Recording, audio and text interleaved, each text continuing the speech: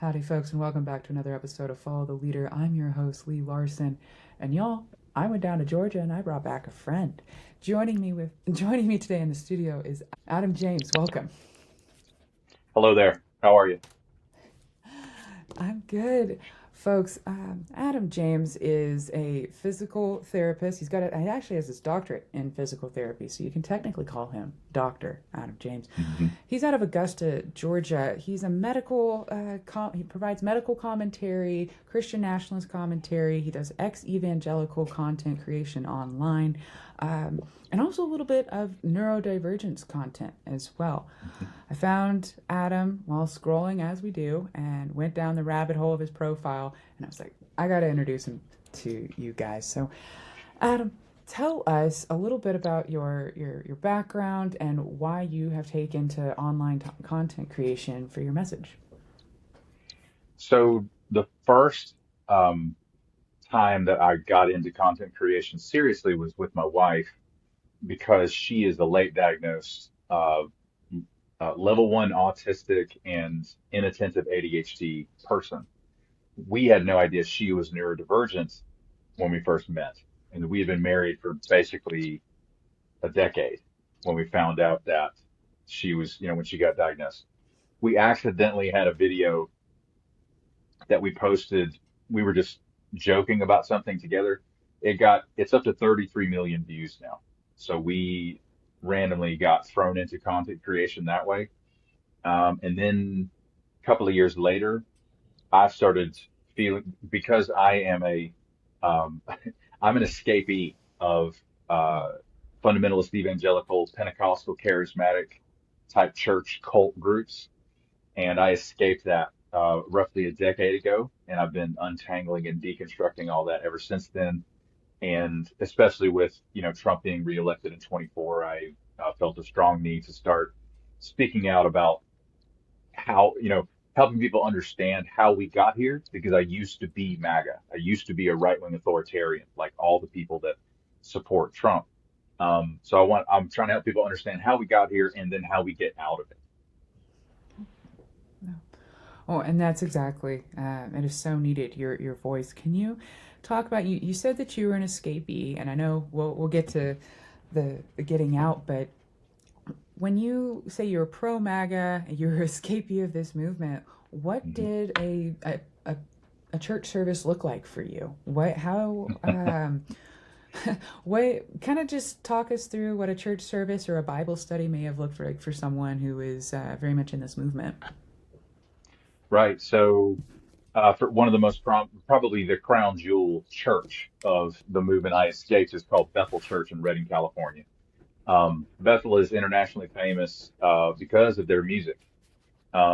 Before that, they were still internationally influential and famous because of uh, the senior pastor there, Bill Johnson, has built a following that's absolutely massive. But if you were to pull up Bethel Church's Sunday morning service on their live stream, that's what you would see me doing at the church that I helped start in 2013. The church is still going, by the way.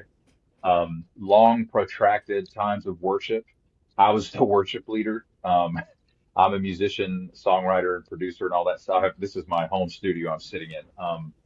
So very expressive worship, Pentecostal charismatic, lifting of the hands. There'd be dancing, clapping, shouting, people running laps around the room, if you like. It was very, very charismatic. And along with that came all the, spiritual warfare, prophecy, dream interpretation, laying on of hands, all that fun stuff. Well, what was the kind of messages or sermons you might have heard? Um, so like there are kind of three core tenets for the NAR. Um, Number one is that apostles and prophets are the foundation of the church, and that God is restoring them to the church because they've been lost, quote unquote. Um, so the senior pastor that I helped start the church with, he believes himself to be an apostle. He'll never say it publicly, but he believes himself to be that. And second would be spiritual warfare, where everything good that happens is because of God, and everything bad that happens is because of the devil. So there's never just stuff happens. Sometimes you have bad luck. Everything bad that happens is because of the devil, including criticizing the leadership or the movement itself. You are automatically labeled as trafficking with the demonic because they have the concept of spiritual warfare. And number three would be the Seven Mountain Mandate, which is where this was made famous by Lance Wallnau, um, where society is divided into seven spheres or mountains of influence, quote unquote. And we are called by God to ascend to the pinnacle or the peak of all of those mountains as Christians in order to bring God's kingdom uh, on earth as it is in heaven, so to speak. And that blends in really nicely with Rushdoony's theology of Christian Yes, dominionism, that's right. um, and that's what I'm trying to help folks understand that this is a multi-front. There's quite a number of Christian Yeah. denominations that have their own language for what's going on right now. You talk about the new apostolic movement. Um, can you tell me within that, did Lance Wall and the Seven Mountain Mandate come out of that? Did it guide it? What is that relationship? Right. So Lance Wallnau grabbed this teaching. It first came from Bill Bright and Lauren Cunningham. Bill Bright founded Campus Crusade for Christ, which, if you've been to college anywhere in the United States, you've run up against Campus Crusade folks trying to covertly recruit you and kidnap you to their, summer beach project or whatever. Uh, let's see, Lauren Cunningham founded YWAM, Youth with a Mission, which is an international missions organization. These two guys had a meeting years ago where they both felt like that God had told them the exact same thing separately, that society can be divided into seven mountains or spheres, and that's where this whole thing started. Lance Wallnau co-opted it. Um, Lance Wallnau was legitimized by another leader in really the founding father of the NAR, whose name is C. Peter Wagner. Peter Wagner was a professor at Fuller Theological Seminary in Southern California, which is where it was started by one of the old school Pentecostal folks that came, really was downstream from Azusa Street. Um, and Wagner literally coined the term the New Apostolic Reformation. That is his language. He wrote many, many books, and he put all of his influence and effort into codifying what the NAR is and what they should be doing as a movement. So Wallnau was beginning to teach the Seven Mountains.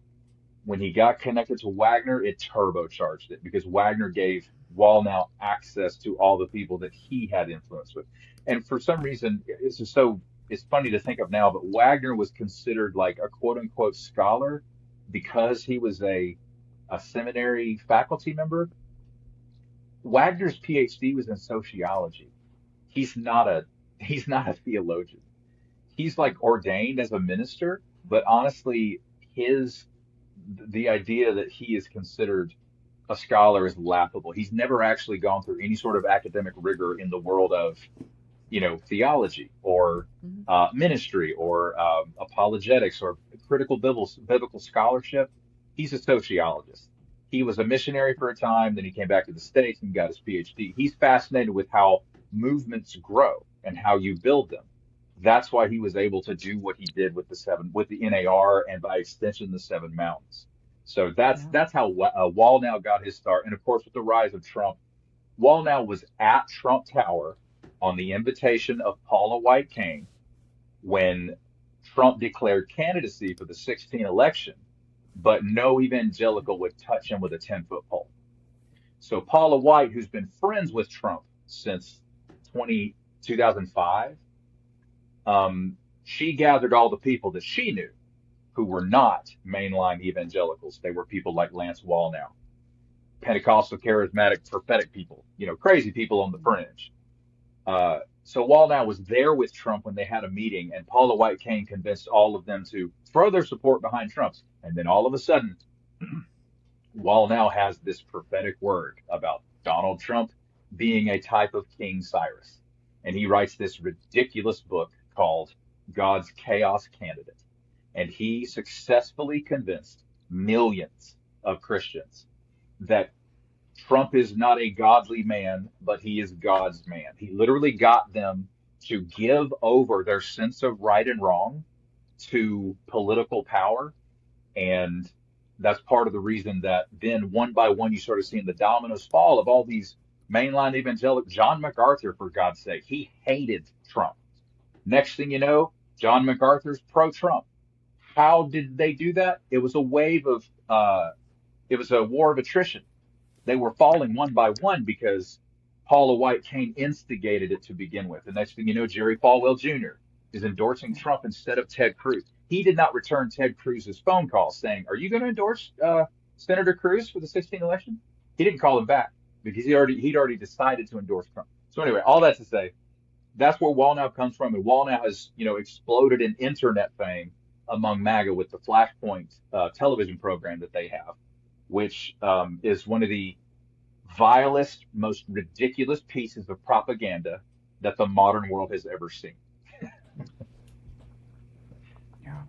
Well, and thank you so much for connecting how it got brought into Trump during his first term, Yeah. because I Yes. remember that he appealed to David Duke, and we remembered um, how that whole term, the campaign, and then he wins. He's now in office. It was so turbulent. There was so much in and out, staff being fired. It just seemed like a Yeah. joke, and now it is not a joke. It is not a joke at Uh-huh. all.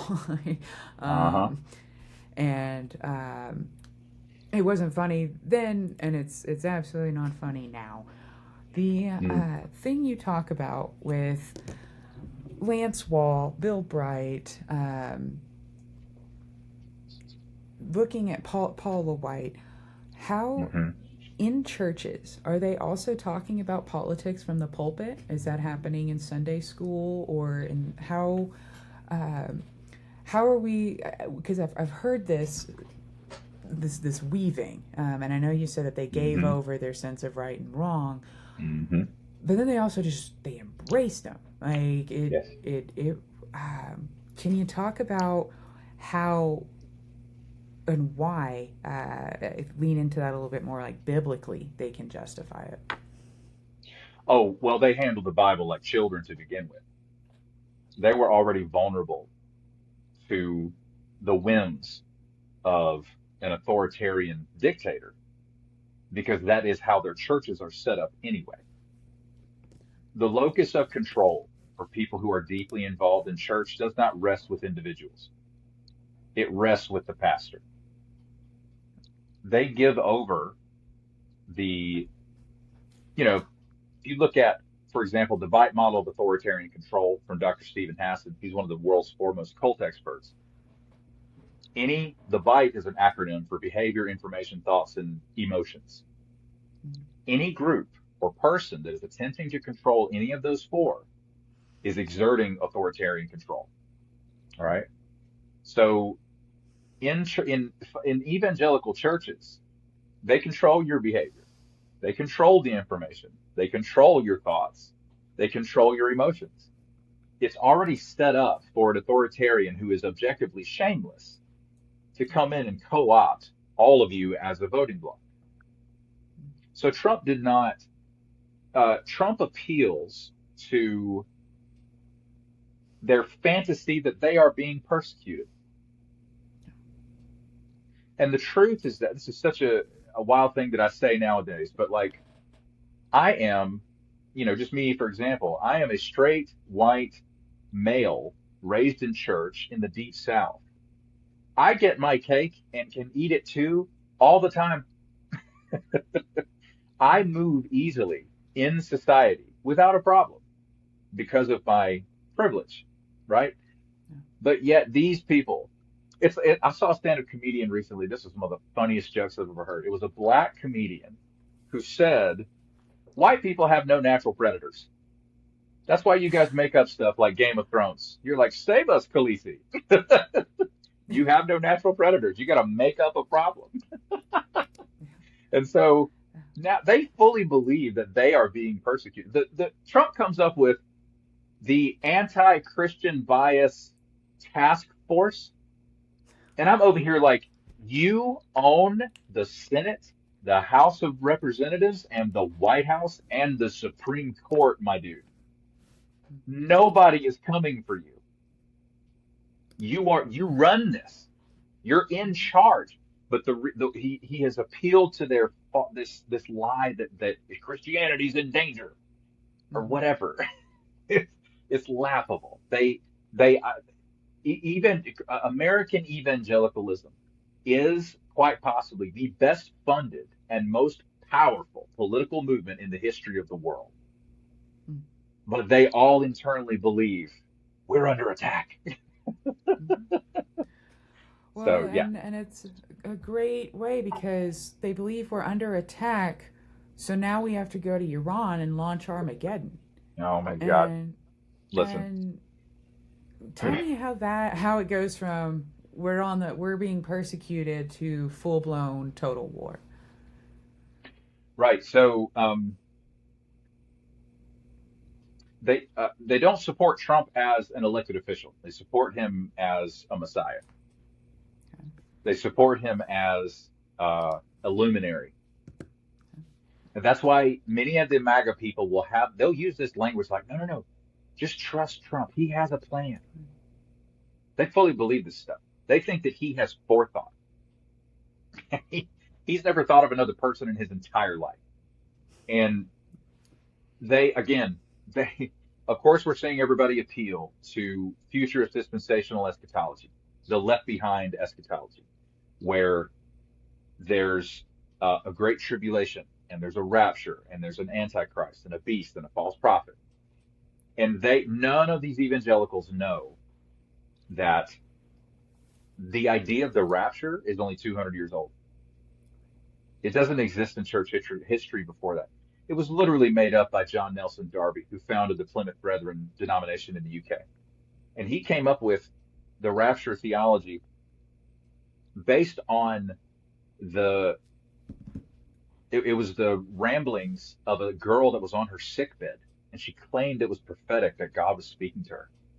And because Darby was a convincing orator, he was able to convince his all of his followings. There's a Plymouth Brethren church 10 minutes from me right now. Like they're still around. And one of Darby's proteges was a man named Cyrus Schofield, who the world will know as C.I. Schofield, who created the world famous Schofield Chain Reference Study Bible, the first of its kind. Mm. When it came out, it was the first of its kind. Every single seminary student had that thing on their shelf, and even still do. What kind of eschatology do you think was in the footnotes of Schofield's study Bible? Futurist dispensationalism. Everything that's in the Left Behind book series. So that proliferated across the world. And it's just an indictment that evangelicals, again, they handle the Bible like children. They negotiate, as Dan McClellan would, famously say, they negotiate the Bible to make it say what they need it to say to satisfy their rhetorical goals, to affirm their power structure and their identity politics. Because there are actually four major views of eschatology, not one. There have been tons if you ask a first century Christian about the rapture, they have no idea what you were talking about. And so again, they negotiate this sacred text to fulfill a goal that they already have, which is usually racist, xenophobic, oppressive, and all the other terrible things that gave us World War II. Yeah. Yeah. Well, and talk about a little how does that play into um, who are these people's enemies? I guess is the best Mm-hmm. question because we're in Iran, but is it how are they also aligning with Israel? Can you talk about that? Yeah, so the Israel alignment is all to do with, again, future dispensational eschatology. They want the Jews as a whole to be regathered physically to Israel because that is part of that eschatology. Now, what they don't say is, by the way, we want all the Jews to come back to Israel so that more than half of them can be slaughtered in Armageddon. Mm. If you follow it to a T, that's what they really want. But they never say that. Now, on Right. the other side of the coin, on the other side of the world, you have Benjamin Netanyahu, who is more than happy. By the way, Netanyahu can't win an election. Yeah. Their system is set up so that he can't be uh, displaced. That's the only reason we know his name anymore. Kind of like Trump. Yeah. so, Yeah. um, Actually. so Netanyahu knows there are rabid Zionist Christians all over the United States. That's what he's leveraging. His agenda is to exterminate all other people in the Arab world who are not Jewish. That's why he's doing what he's doing in Gaza, and will continue to do so. They talk about this was a joint venture between Israel and the United States. We're like, no, it's Bibi Netanyahu telling Trump, "You're going to attack Iran because I know it's in those files." Right. So that's where you have the Christians United for Israel, founded by John Hagee. John Hagee has been one of the most, insatiable Zionist people. He preaches more, spends more of his bandwidth and energy on Israel than he does on Jesus of Nazareth. Wow. It's Yeah. really shocking, but the one of the associate pastors at the church I grew up at, he would go to Christians United for Israel events by himself. Regular basis. So, thousands of church leaders across the nation have been involved with CUFI for years, and they've cultivated this commitment to, this um, toddler level understanding of the Bible. Mm. Yeah, and it's so militant. It's so Mhm. dominionist. Yeah, It's how so for someone like you talk about how you walked away from this. yeah, I cannot imagine how hard and lonely that was. My hats mm, off to you for your own mm, spiritual resilience. And then, yeah. but also, can you kind of talk about what was your wake up moment? So I found out the rapture's made up. I found out that the idea of the rapture is only roughly 200 years old. And right alongside that, I found out what hermeneutics is. And hermeneutics are how, the study of how you interpret a scripture, like the lens that you look at the scripture through. And all of a sudden, I'm finding out there are so many passages of scripture that we talk about that the hermeneutic we've been using, first of all, is not consistent. We don't use the same hermeneutic from Genesis to Revelation. But you can't do that because it's not intellectually consistent, right? You can't interpret a scripture. You can't be like, oh, the book of Revelation is literal. Right, And then the pastoral epistles from Paul, they're symbolic. What are right, you doing? That doesn't even right, make any right. sense. So I learned what hermeneutics is. And I learned that, like I mentioned before, there are actually four major views of eschatology across the history of the church. There are people who believe the historicist view of the book of Revelation is that it is a narrative that it's actually unfolding over time. Like it's a description of actual events. Then there's other people who are like, it's all symbolic. None of that is real. It's all meant to be apocalyptic imagery, not literal, Mm. right? So when I find this out, I'm like, okay, I am a pastor. I have helped start a church, and I didn't know any of this. And the pastor that I helped start this church with, he never said a word, but he knew this was out here. And we had breakfast one morning, and I was really, again, you got to the sheer amount of internal turmoil and energy you have to expend to tamp down your cognitive dissonance to participate in ministry. It's just it'll make you start drinking if you don't already. It And will, yeah. we're having breakfast, and I'm kind of explaining what I'm learning to him, but I'm afraid to go all in with it because I'm not sure what he's going to say. I've never discussed these things with him. And he starts to defend the dispensationalist view of the Bible. And I'm over here, I already fully know that that's BS. And he starts to defend it to me. And I cut him off and I said, I think I'm done. Mm. I think I'm done.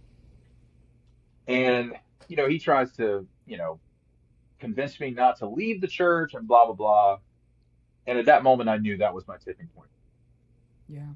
And I called my wife as soon as I got in the car and I said, I think I'm leaving the church. I think I'm done. And she'd seen it coming for a long time. Again, my wife is neurodivergent and she did not grow up in church. Yeah. So when I am going through all of this awful, tearing my own identity down to the studs, she was right there with me. She wasn't stuck, in any of that stuff. So that was my tipping point per se, but it has taken a decade to deprogram. Mhm. Well, and the thing that I go back to with conservative evangelicals is how well you know the Bible. Like, Hmm. and it's because of that, like, and yeah, you're talking about, like, because you've been reading the Bible, you're doing what you were supposed to do, and then Yeah, you start forming questions about the sermons, about the direction it's heading, yeah, um, and and and that's kind of what makes it more interesting, because for on the progressive side, there's almost a joke for the quote progressive churches, um, is that we spend so much time on the social justice or on quote red letter Jesus that we can't speak to a lot of the rest of the text that other folks have been focusing on for their more militant theology. So it's like a funny hmm, uh, hmm, like like almost like colliding in the middle of both of us hmm. explaining like what's going on right now. Well, Yeah, here's why. Like those progressive hmm, churches weren't going down rabbit holes and having the same sermons on scripture because that's not what they've emphasized. And yeah, so because you haven't been exposed to that, folks like you can hmm, come on and shed light. One of the most yeah, profound statements things I read, I have a book behind me. It's called The Psychology of Christian Nationalism by Pamela Cooper White, and she talks about the greatest allies are going to be folks just like you who woke up and then started working with others to be like, hey, if you're also feeling this way, you're not crazy. Actually, here's why. yeah, yeah, Um, because you've lived it. And hmm, I don't know if this is a great example. This is the book's example. Was it's almost like someone recovering from alcoholism. You can't have someone who's never yeah, had that struggle tell them why they should get hmm. sober. They That's don't right. understand. They don't get it. Um, Yeah, and that's going to be, there's also ways like there's nothing that a progressive, again I'm putting these all in quotes because what do those mean, but there's nothing that a progressive person can do to change your mind. You had to come because of the rapture, like that. There is nothing anyone uh, could have said or done to you up until then. Maybe yeah, you talk about your wife playing that role, but hmm, it it's there's so many plot holes that it takes the person eventually to hit that pothole hard enough yeah, to be like, is the road I'm on actually safe? Um, mm. and so What a great analogy. I'm trying to piece it together because like it's so what you're doing, you're humanizing it. Like creators like you, Oh, that's why it's so important. Is like yeah, there is hope for people waking up, stop writing them all off as a loss. Like there's all sorts of rhetoric and narratives going on right now, and I'm like, no, actually, there's a lot of yeah. people who can speak to this. They've been here, And I, and I they're have to mention, there's a girl going viral right now on TikTok whose name is Carter Brown, and she's left MAGA. She's a triple Trumper, and she's making videos about her, process. Um, but it is very messy because she mm-hmm, just started.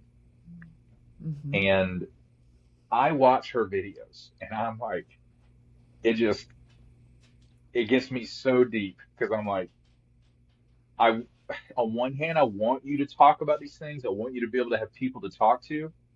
But on the other hand, I can't, for the sake of your mental health, I don't want you to make another video for a decade because what she's doing is psychologically precarious.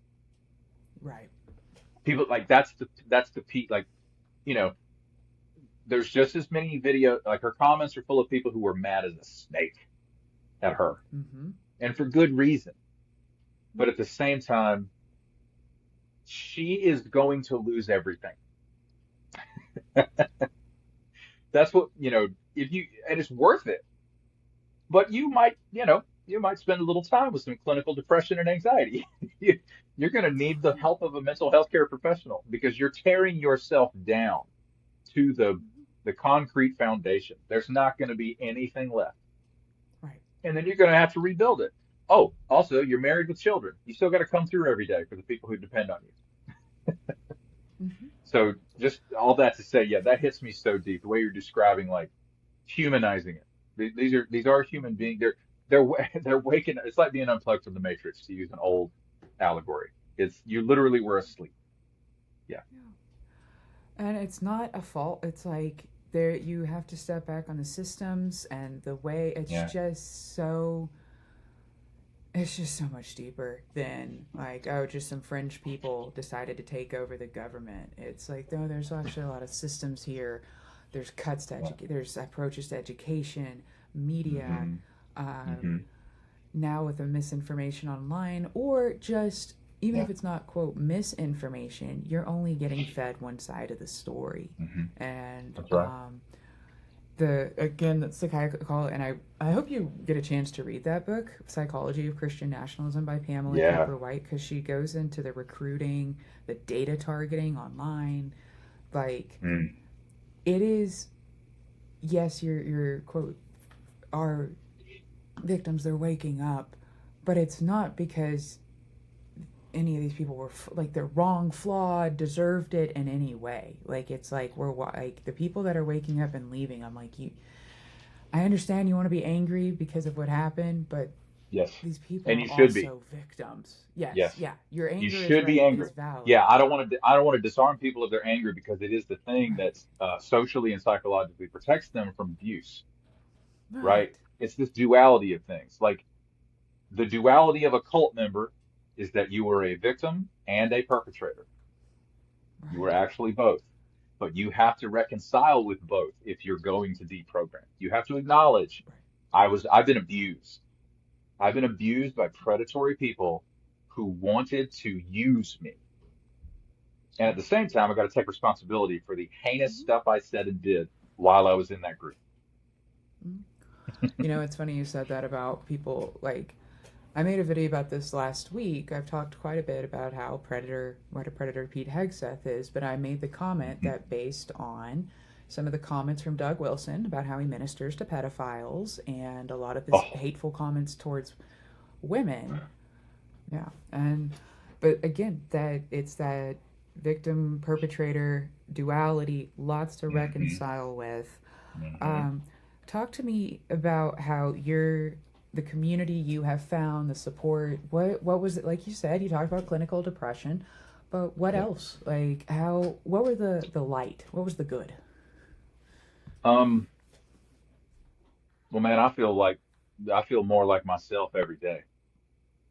Um, I've recovered the locus of control. It rests with me now. Um, I negotiated two raises last year at my job, and I did it because I did a job interview with a different company, and I took that offer back to my current job and said, if you match it, I'll stay. And that may sound like a random, unconnected example, but your sense of self does not exist inside of a cult. Mm, You cannot acknowledge that you have needs as a person, as an individual inside of a cult group, because you will always do whatever it takes to comply. mm-hmm, And so we end up being the people in society who not only are we taking advantage of inside of our cult group, we're also taking advantage of in society in general. mm-hmm, And so something where nowadays the truth, I know the truth that every single company, they're trying to squeeze blood from a rock. yeah, That's what they're trying to do. They're not trying to look out for their employees. They're not trying to make the world a better place. They're trying to maximize shareholder value. That's the truth. And when I was inside the cult group, I would never have dared think those thoughts, even though it's the truth. If you really want to respect an employee, you pay them more. That's the bottom line. right, And so that's just one example of me recovering my own sense of self where I mm-hmm, deserve to be paid more. because this other job is saying they'll pay me more. So how about you match it? And they did it twice. And I got a retention bonus on top of that. Good for And you. just this whole interplay, like a lot of people in cult groups, they're trained to disappear. Yeah. You're trained to not take up any space whatsoever. And I know that's strange because I have a very big personality and I have a voice that like cuts through space and time. Like it seems counterintuitive, but you got to understand how deep the programming goes, you know? Mhm. So now our friend circle now is, uh, mostly neurodivergent people, by the way, which is funny, but they understand. They understand empathy. They understand kindness. They understand, working on yourself, trying to be better, those kinds of things. And they're not doing it because of religious dogma or some other ethereal motivation. It's all about, no, this is the real world we live in, and this is the kind of person I want to be, and so I will. Wow. That is because I'm like listening to you and I'm like, how? There's no way you were in a cult, but like that's A hundred exactly. percent, I was.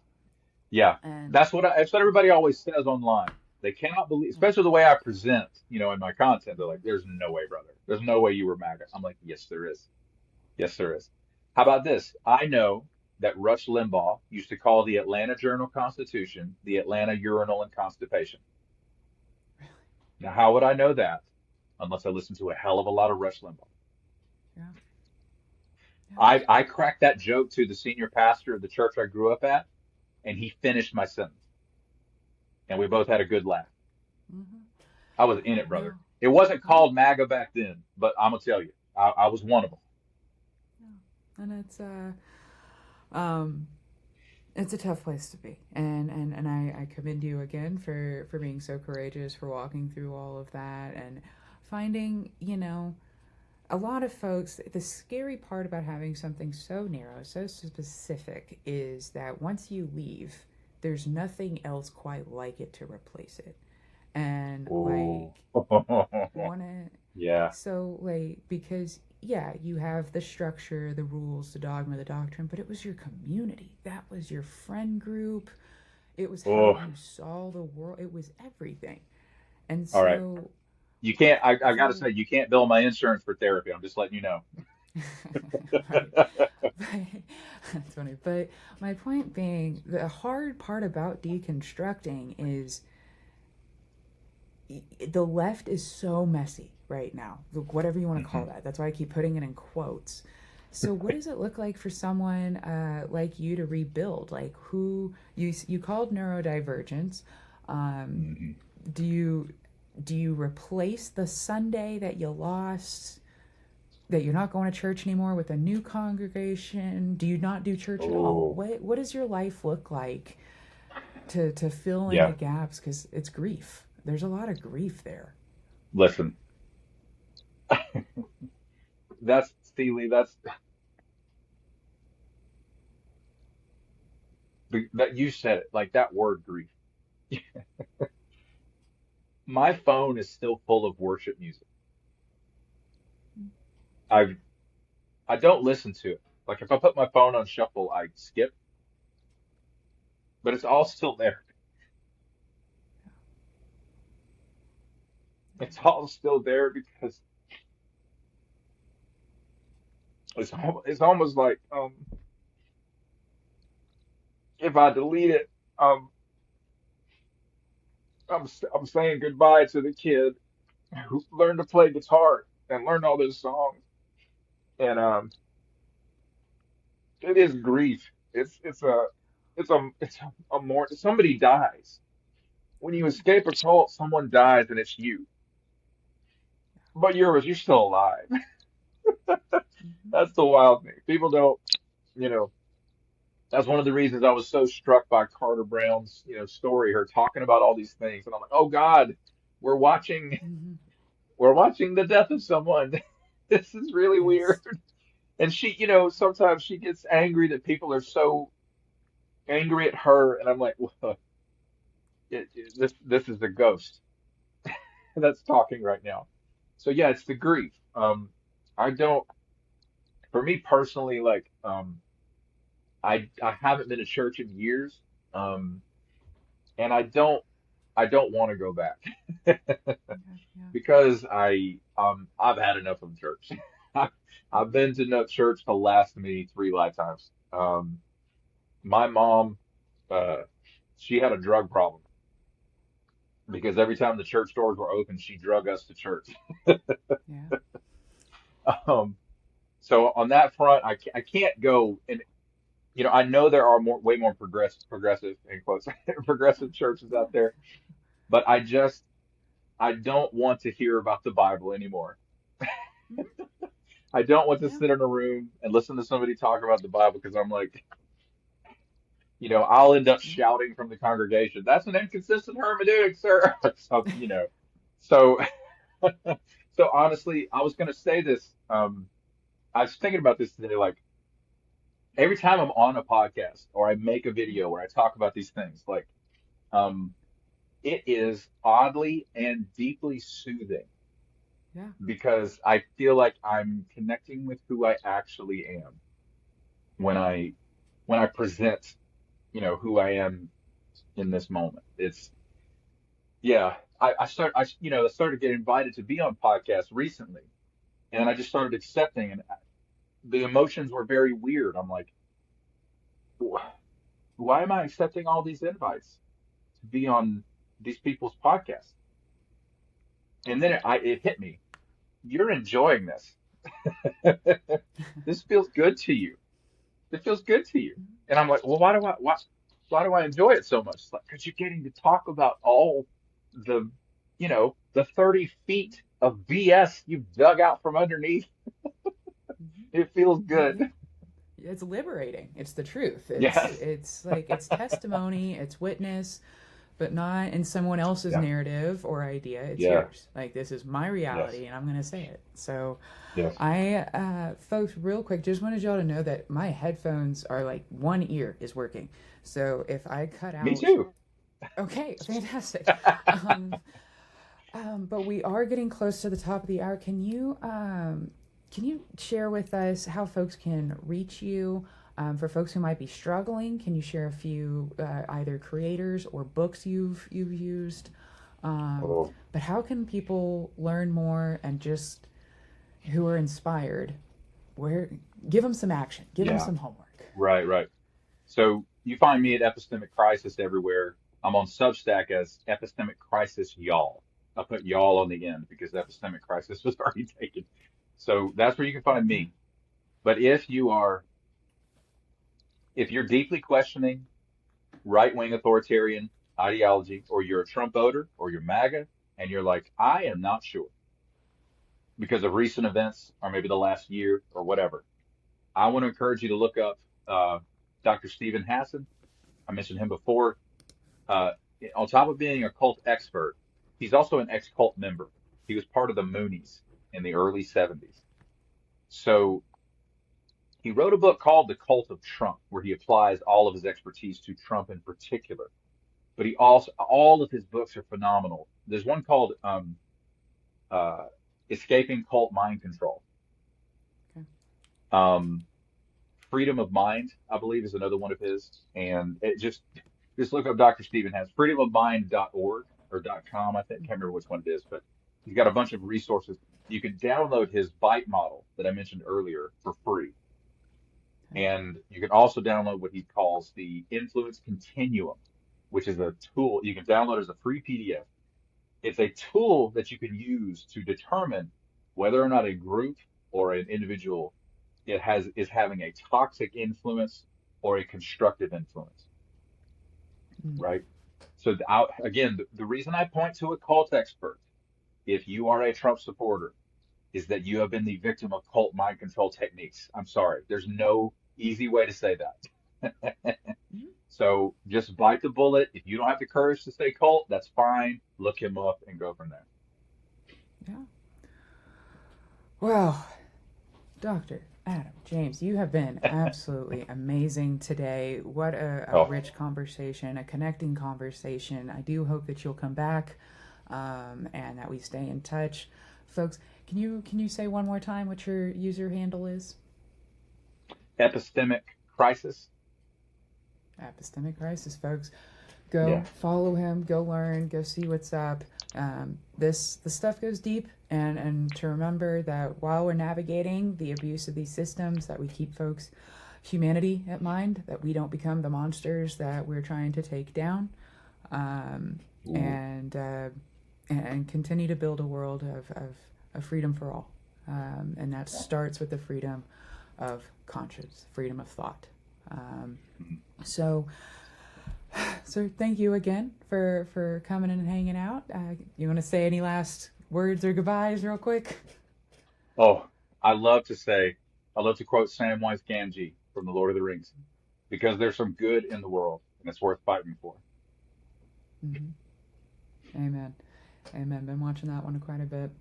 Folks, that's Yeah. another episode of Follow the Leader. I'm your host, Lee Larson, and that was Adam James out of Augusta, Georgia. Thank you again for being here. Let me know, folks, what did you think? Tell me in the comments. And don't forget to like, share, subscribe, follow. You know the drill. But until next time, this was Follow the Leader. I'm your host, Lee Larson. See ya.